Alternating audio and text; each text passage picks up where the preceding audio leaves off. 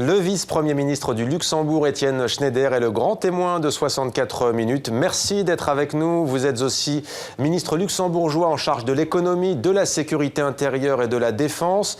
Alors, votre pays a beaucoup fait parler de lui ces derniers mois, depuis un an, depuis précisément qu'il a lancé un projet qui paraît complètement fou. Ça s'appelle Space Resources, les ressources spatiales. Quelle est au juste la nature de ce projet ? En fait, le Luxembourg aimerait bien se positionner afin de conquérir l'espace et d'utiliser en fait les ressources qui se trouvent dans l'espace, parce que nous estimons que c'est une activité économique qui va certainement se développer dans les années à venir, et le Luxembourg veut jouer un rôle important dans ce nouveau secteur. Concrètement, il s'agit d'exploiter des mines, c'est-à-dire de partir à la recherche de minerais dans l'espace, dans les astéroïdes, c'est ça ? Ça, c'est exactement une des idées, mais c'est une idée à plus long terme, parce qu'on sait très bien qu'actuellement, il y a les technologies pour développer ceci. Les technologies existent, mais ils ne sont pas encore vraiment au point pour pouvoir mener des activités pareilles de façon économique, c'est-à-dire pour pouvoir en tirer bénéfice. De l'autre côté, à moyen et à court terme, il y a d'autres activités qui vont avec le développement de cette initiative. Par exemple, l'observation de la Terre, qui est une activité connexe à celle que nous sommes en train de développer, mais également l'exploration de l'espace nous semble extrêmement importante. Et ces nouvelles technologies qui sont au point ou qui sont en train d'être mises au point vont nous aider à avoir beaucoup plus de succès dans l'exploration de l'espace.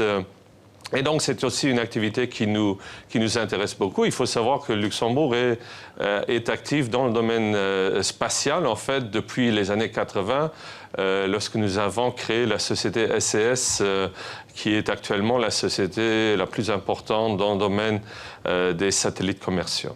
Oui, avec notamment la mise en orbite de plusieurs satellites, vous le disiez, dès les années 1980. Mais est-ce qu'aller chercher le minerai, et d'ailleurs lequel, si vous pouvez nous le dire, Étienne Schneider, est-ce que c'est possible d'en trouver dans les astéroïdes ? Oui, bien sûr. En fait, toutes les analyses qu'on connaît actuellement nous disent que ces astéroïdes ou objets célestes qui tournent autour de nous, et il y en a plus ou moins 14 000 qui sont vraiment dans disons, plus ou moins une certaine proximité de la Terre, donc lesquels on peut vraiment explorer, exploiter.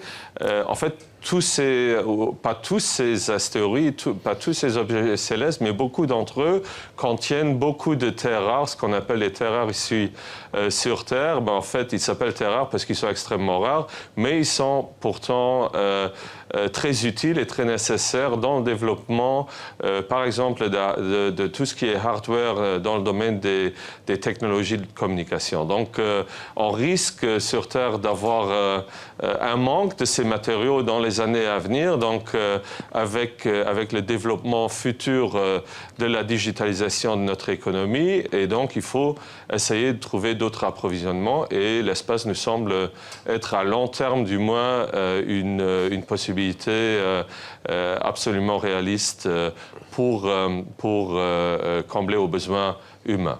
Alors, à qui appartient juridiquement un astéroïde? Difficile, voire impossible de répondre. Mais vous, en novembre dernier, il y a 2 mois à peine, vous avez pris une décision unique en Europe à ce sujet. Dites-nous de quoi il s'agit. En fait, nous avons pris la décision de lancer un projet de loi que nous avons soumis au Parlement récemment, donc qui sera voté dans les mois à venir, qui va donc permettre aux entreprises qui s'établissent au Luxembourg pour se lancer dans l'exploitation de l'espace, de vraiment posséder tout ce qu'ils ramènent de l'espace. Parce qu'actuellement, la seule législation qui existe, c'est le Space Act des Nations Unies de 1967.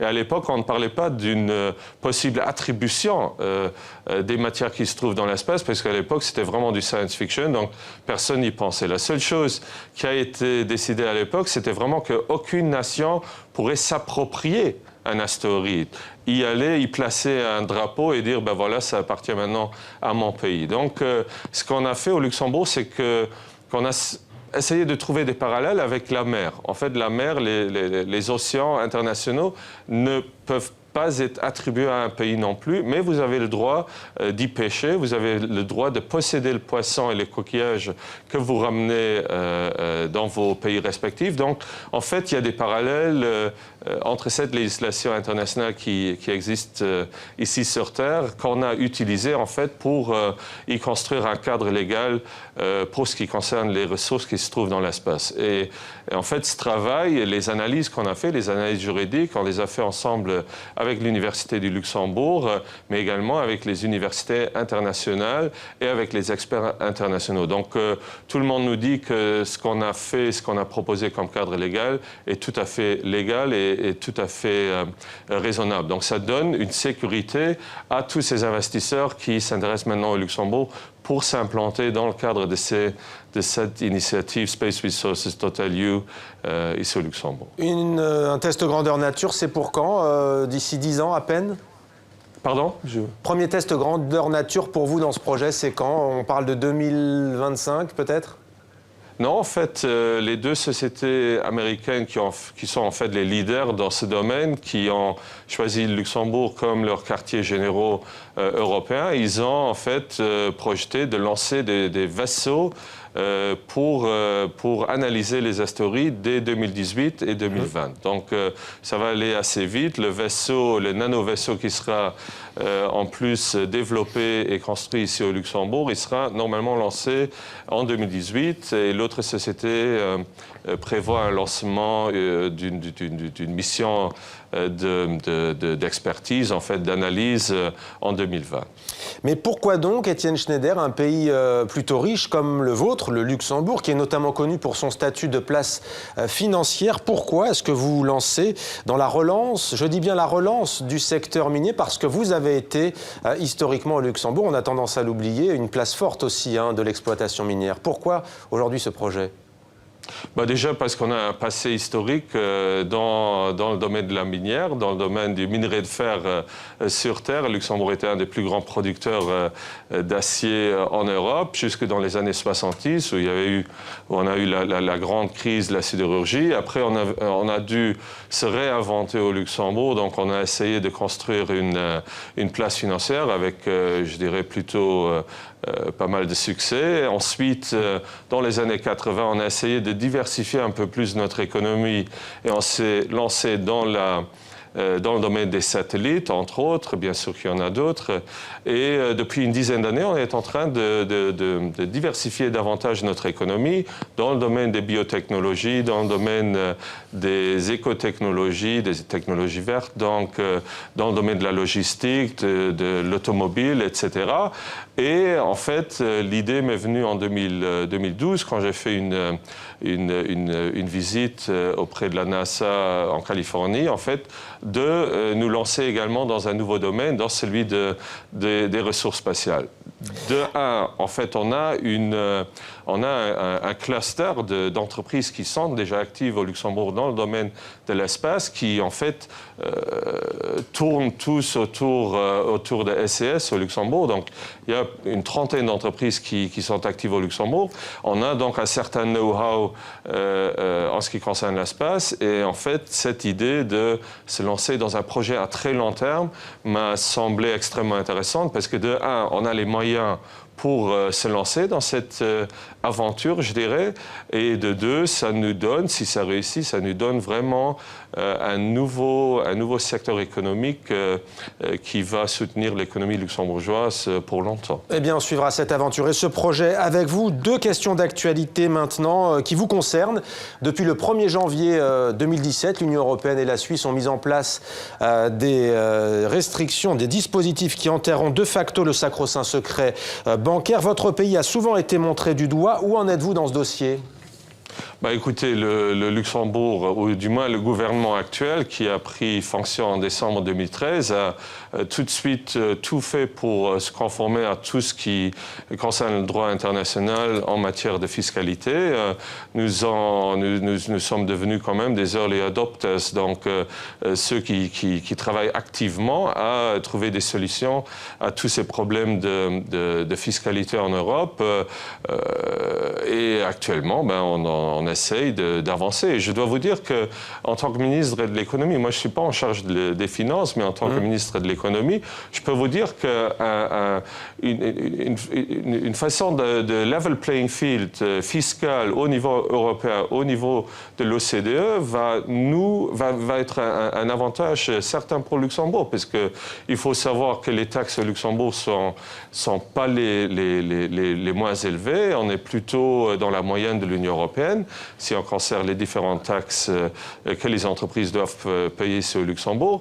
Ce qu'il y a, si un jour il y a un level playing field en matière de taxes dans l'Union européenne et au niveau de l'OCDE, le Luxembourg aura l'avantage que, en fait, les arguments pourquoi une entreprise décide d'aller dans l'un ou dans l'autre pays vont jouer en notre faveur. Parce que Luxembourg a mis en place, durant les 30 dernières années, une infrastructure extrêmement compétitive. On a un système de sécurité sociale extrêmement compétitif et bon marché pour les entreprises. On a des systèmes de soutien de recherche et de développement des entreprises qui sont hors de pareil en Union européenne. Donc, si les taxes ne jouent plus, je pense qu'on aura des avantages supplémentaires ici au Luxembourg pour attirer des activités économiques dans notre pays. Étienne Schneider, l'Europe a été frappée par plusieurs attentats sur son sol, notamment en France, en Belgique, en Allemagne. 3 pays qui sont frontaliers du vôtre, le Luxembourg. Comment faire face à la menace, selon vous, pour éviter d'être frappé à nouveau ? Surtout, on doit être vigilant. Je pense que c'est déjà le plus important. Il faut toujours être vigilant. De l'autre côté, durant la présidence luxembourgeoise de l'Union européenne au deuxième semestre de l'année 2015, nous avons fait beaucoup d'efforts pour vraiment avancer en ce qui concerne la coopération entre les différentes agences européennes, Frontex, Europol, le système d'information Schengen, pour vraiment pousser à une meilleure coopération entre les services de police, entre les services secrets, pour vraiment avoir une Europe de la sécurité et pour avoir cet échange d'informations qui est extrêmement important pour combattre ce fléau énorme. Et je dois dire que votre actuel Premier ministre et à l'époque ministre en charge de l'Intérieur, il m'a beaucoup soutenu lors de la présidence luxembourgeoise pour avancer dans ces domaines. Donc, on doit tout essayer, on doit vraiment mettre tout en place pour sécuriser au mieux nos pays, nos populations, mais il faut aussi voir, et malheureusement on le voit un peu partout autour de nous, qu'on ne peut jamais assurer une sécurité à 100%. On fait de notre mieux pour l'assurer, mais il reste toujours un risque et il faut le combattre. Il faut mettre toutes nos forces ensemble pour coopérer, pour travailler ensemble afin de résoudre ce fléau, ce problème. Étienne Schneider, vice-premier ministre du Luxembourg. Merci beaucoup d'avoir répondu à nos questions dans 64 minutes. Merci à vous. C'est vrai, merci beaucoup.